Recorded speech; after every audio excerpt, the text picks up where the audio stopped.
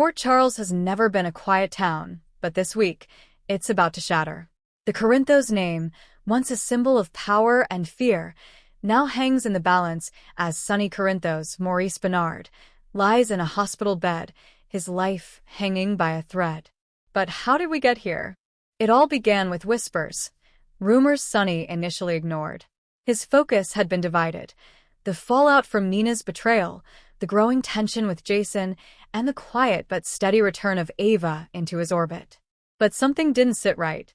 It started with anonymous tips, cryptic text messages, and a burned envelope found near his car. Sonny, always the hunter, became the hunted. Dante warned him to slow down. Carly urged him to leave the investigating to someone else. But Sonny is Sonny. When he senses betrayal or danger, he digs in, and this time he dug too deep. What Sonny uncovered in a hidden file buried deep in an offshore bank account left him breathless, and not in the metaphorical way. The name on the transaction? Dex Heller. And beneath it? Michael Corinthos. The file suggested payments, surveillance, and instructions dating back to when Sonny returned from Nixon Falls. In short, Michael had hired Dex to betray Sonny. And while Sonny had known pieces of this story before, the full scope was much darker. Dex hadn't just been Michael's informant. He was working with someone else too. That second party? Jagger Cates, the FBI agent who had recently returned to Port Charles under the guise of national security. The government wanted Sonny to fall, but they didn't expect the kingpin to fight back this hard. Sonny confronted Jagger in a quiet alley near the docks. A confrontation quickly turned physical, and in the struggle, Sonny suffered a blow to the head. The last thing he saw before everything went black was the glint of guilt in Jagger's eyes and the words, "You are never supposed to find out." Paramedics rushed Sonny to General Hospital, where Elizabeth and TJ worked around the clock to stabilize him. The diagnosis? Traumatic brain injury with significant swelling. If he didn't wake up within 48 hours, he might never wake up at all. The news hit Port Charles like a bomb. Carly Corinthos was the first to rush to his side. Her eyes filled with tears, she whispered through gritted teeth, I told you this town would eat you alive." Jason Morgan, stoic but shattered, stood silently beside her. He knew this wasn't just about the physical injury, it was about betrayal, the kind Sonny had always feared most. Michael, meanwhile, arrived looking sick to his stomach. The guilt was visible in every inch of his posture. Willow followed behind, trying to hold their fractured family together, whispering that they had to come clean before it was too late. But that was only the beginning. Ava Jerome arrived with flowers, but she didn't come to play the grieving ex. She came with a secret of her own. In a stunning twist, Ava sat beside Sonny's bed and whispered, I should have told you. Dex wasn't acting alone. He had someone in the shadows. Someone even I'm afraid of. Carly overheard. The two women, so often enemies, sometimes allies, erupted into chaos in the hallway outside ICU. Carly screamed, If you knew anything, and you didn't tell him, this is your fault. Ava, usually unshakable, looked rattled. It's bigger than you know, Carly. It's not just about Dex. It's about your daughter, too. Jocelyn. The mention of her name froze Carly. Ava leaned in closer and dropped the bomb. Jocelyn knew. She helped Dex cover it up. Jason snapped into action. He didn't wait for permission. He pulled Jocelyn aside and demanded the truth. What she revealed shocked him. Dex had fallen for her, yes, but that wasn't the issue. The real problem was that Jocelyn had intercepted communications between Dex and Jagger, and rather than expose them, she tried to blackmail them into backing off Sonny. But she was too late. The betrayal had already begun. Jason went straight to Jagger's hotel room, fists flying. The fight was brutal, years of pent-up anger, betrayal, and heartbreak fueling every punch. Jagger confessed what he knew in bits. The FBI had plans to lock Sonny away forever, and they were close, until Sonny found the offshore file. They didn't want him dead, but they would use whatever means necessary to silence him. Back at the hospital, Sonny briefly regained consciousness.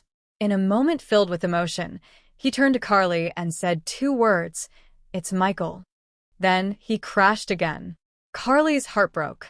Her son. Sonny's son. Could this truly be unforgivable? Michael, realizing the damage was done, told Willow he was going to turn himself in to Sonny, to the authorities, to whoever would listen. I didn't mean for it to go this far, he said. I just wanted to protect our family.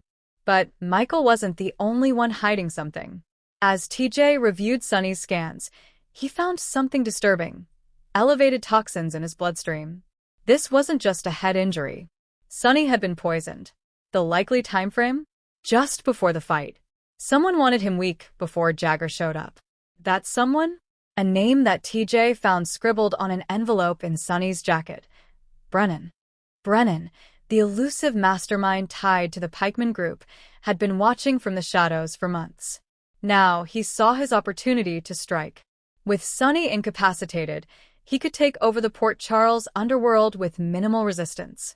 But what Brennan didn't count on. Morgan Corinthos. Yes, Morgan. Long presumed dead, now very much alive, operating under an alias. When he heard about Sonny's condition, he broke his silence and contacted Anna Devane. He'd been deep undercover within the Pikeman network, gathering intelligence. Now he knew it was time to come home. The final moments of the week explode with Morgan arriving at General Hospital. He looks down at his father, then up at Carly, Jason, and Michael. If he dies, Morgan says coldly, I take over. With Sonny unconscious and danger circling, Port Charles braces for a war of succession. Jason has always been Sonny's second-in-command, but with Morgan back and full of fire, that line of command is no longer clear. Carly supports Jason, but Jocelyn, filled with guilt and longing, throws her support behind Morgan. Michael, meanwhile, faces the wrath of the entire family, but Ava, surprisingly, becomes his only ally, insisting that they need Michael's insight into the government's case to stop Brennan. Anna Devane begins assembling a task force to investigate the poisoning and root out Brennan's connections. Jordan joins her, and they set their sights on Pikeman shell corporations, but Brennan is always one step ahead. As the days pass, Sonny remains in a coma, his condition critical. A heart monitor beeps ominously. TJ and Portia take shifts monitoring him, while Elizabeth keeps vigil and confides in Carly that something more may be affecting Sonny, possibly a neurological side effect of the poison. Outside the hospital, chaos erupts. A shootout near the docks claims the life of a young Pikeman associate, someone with ties to Christina's youth shelter. She's devastated and blames herself, believing that the violence surrounding her father has now spread to the innocent people she tried to help. Meanwhile, Nina returns, unaware of the true extent of Sonny's condition. When she learns the truth, she begs for forgiveness from Carly and Michael, but neither is ready to give it. He loved you, Carly says. And you broke him. Nina retreats to Sonny's bedside, praying for a miracle. But the final blow comes when Dex, racked with guilt, walks into the hospital in handcuffs. Jason turned him in, knowing the court of law would be more merciful than the court of Morgan Corinthos. Just as all hope seems lost, Sonny twitches. His eyes flutter. Carly screams for TJ, and Jason bolts into the room. Everyone gathers, breathless, as Sonny slowly regains consciousness. He looks at Jason. It was all a setup, he whispers hoarsely. Tell Morgan it's his turn. Sonny doesn't speak again. Monitors spike. Alarms ring. Doctors flood the room. Outside the ICU, Morgan steps forward. His face is cold, determined. He's not dying for nothing. If Brennan wants a war, he'll get one. Carly must choose between Morgan and Michael. Anna closes in on Brennan's operation. Jason makes a deadly move. Nina uncovers a secret of her own, one that could change Sonny's legacy forever. Morgan declares war, and someone won't make it out alive. Stay tuned.